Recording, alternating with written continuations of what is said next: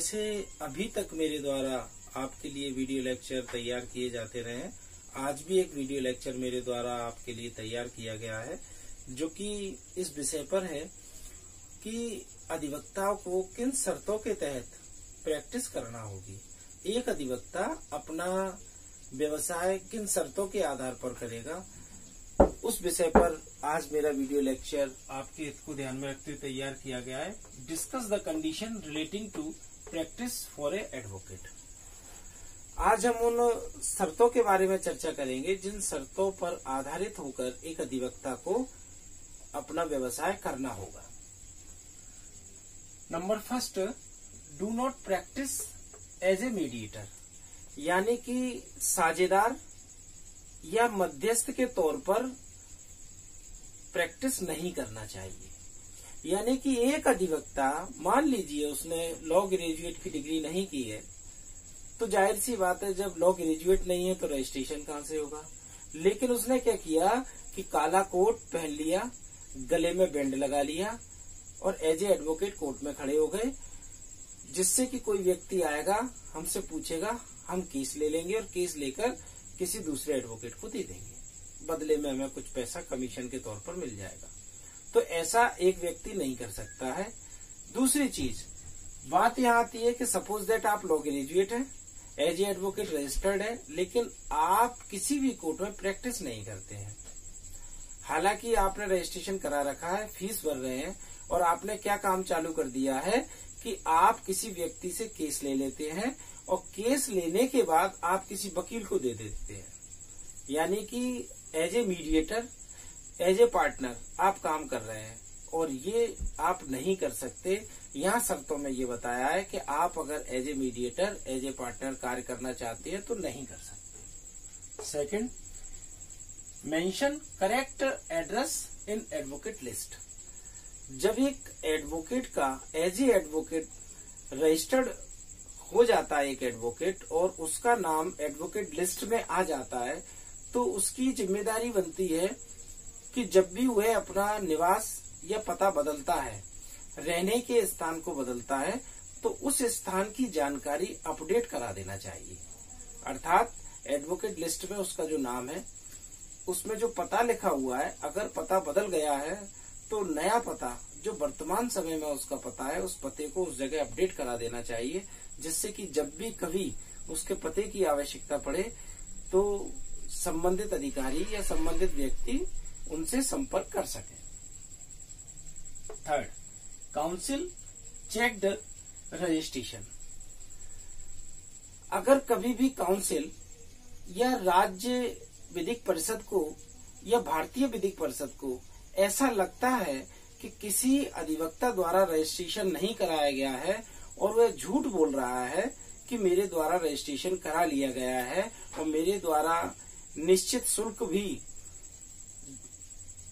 दे दी गई है और मेरे द्वारा किसी जिला न्यायालय में भी शुल्क दे दिया गया है, और अगर वह शंका के घेरे में आता है, तो ऐसी स्थिति में वह परिषद यानी कि काउंसिल या स्टेट बार काउंसिल या बार काउंसिल ऑफ इंडिया यानी इंडियन बार काउंसिल, इन दोनों में से किसी को भी शंका होती है तो अपनी शंका का समाधान करने के लिए वह संबंधित अधिवक्ता से इस बात की जानकारी ले सकते हैं कि आपने अगर अपना रजिस्ट्रेशन कराया है तो आपका व्यवसाय करने का स्थल कौन सा है, किस जगह से आप रजिस्टर्ड हैं। अगर किसी स्टेट से है तो उस स्टेट में आपकी वर्किंग किस जिले से है, किस तहसील से है, कहाँ से है, जहां हम आपको सर्च कर सकें। तो ऐसी स्थिति में अधिवक्ता को उस काउंसिल या स्टेट बार काउंसिल या इंडियन बार काउंसिल को अपने रजिस्ट्रेशन की जानकारी देना होगी। Fourth, withdrawal his registration itself, यानी कि जब किसी अधिवक्ता द्वारा अपना रजिस्ट्रेशन स्वतः ही रद्द कराया जाए। अगर कोई एडवोकेट रजिस्टर्ड है और वह अपना रजिस्ट्रेशन विड्रॉल कराना चाहता है कि मैं अपना रजिस्ट्रेशन कैंसिल करा रहा हूं, मुझे अब प्रैक्टिस नहीं करना है, तो ऐसा कराने के लिए वह स्वतंत्र है, उसकी स्वयं की इच्छा होना चाहिए, उस पर कोई दबाव नहीं होना चाहिए और अपना ऐसा रजिस्ट्रेशन वो कैंसिल करा सकता है। बस शर्त यह है कि जब वह अपना रजिस्ट्रेशन कैंसिल कराता है, विड्रॉल लेता है, तो विड्रॉल लेने के संबंध में जानकारी रजिस्टर्ड डाक द्वारा बार काउंसिल ऑफ इंडिया और स्टेट बार काउंसिल को दे दे। Fifth, renew his practice.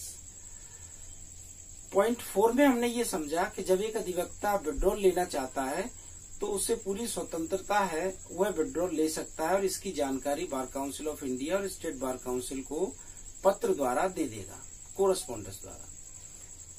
अब बात ये आती है कि उसने विड्रॉल ले लिया, रोक लगा दी कि मुझे प्रैक्टिस नहीं करना है और मैं अमुक अमुक काम से बाहर हो रहा हूं और अब मैं अपना व्यवसाय बदल रहा हूं।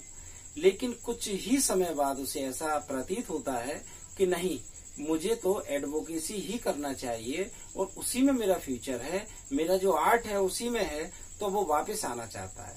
अगर वापस आना चाहता है तो उसे इसके लिए भी कोरस्पोंडेंस करना होगा, एक पत्र लिखना होगा बार काउंसिल ऑफ इंडिया और स्टेट बार काउंसिल को कि जो मैंने विड्रॉल लिया था, मैं अपने उस विड्रॉल को कैंसिल कराकर अपनी प्रैक्टिस को रिन्यू कराना चाहता हूं। अतः श्रीमान जी से मेरा निवेदन है, मुझे पुनः रिन्यू कर दिया जाए। तो इस संबंध में बार काउंसिल ऑफ इंडिया और स्टेट बार काउंसिल एक आदेश पारित कर देगी, जिससे कि वह पुनः विधि व्यवसाय किसी भी न्यायालय में कर सकता है। 7, suspend the practice by order supreme court and high court.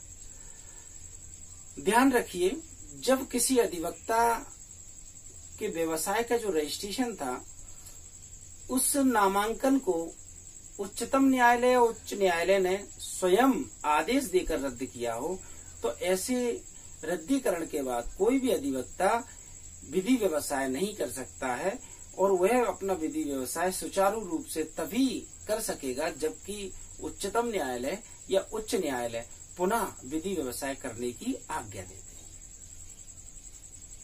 हैं। 8, suspend advocate as a unenrolled advocate. ध्यान रखिए, यहां 2 बातें हैं।